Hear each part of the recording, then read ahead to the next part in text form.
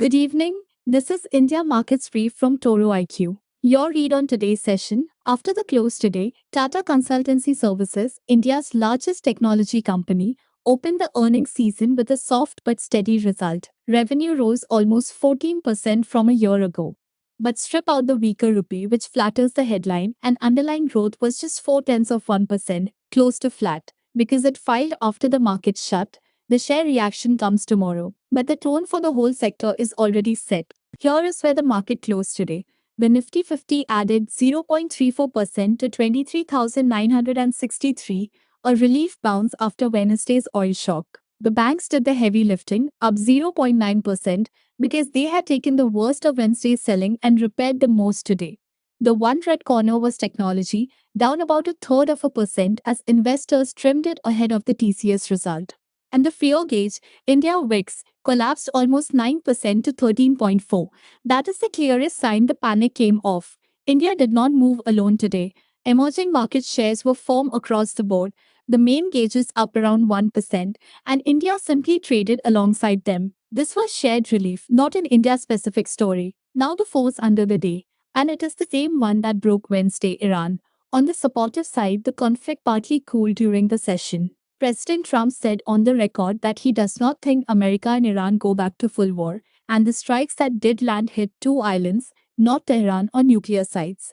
That drained the panic. Crude oil stopped rising, the rupee firmed a touch, and the fear gauge fell hard. On the worrying side, nothing is actually settled. This is rhetoric, not a signed ceasefire. Oil is still up about 9% on the week, gold stayed firm, and a United States tariff deadline on Indian goods still lands on the 24th of July. Now the movers. The biggest gainer in the whole market was Kalyan Jewelers, up more than 18%. Kalyan had posted a strong quarterly update on Monday, with sales up 38%, but the stock fell 9% that day on profit booking. Today reversed that overshoot, helped by a broad jewelry bid as gold firmed. The update is the floor. The size of the jump is a snapback. The biggest faller was Dr. Reddy's Laboratories, down almost 6% on a clean, company specific cause. The company told the exchange that certain batches of semaglutide, the blockbuster weight loss and diabetes drug, failed a quality specification because of an ingredient problem, so commercial supply will be delayed.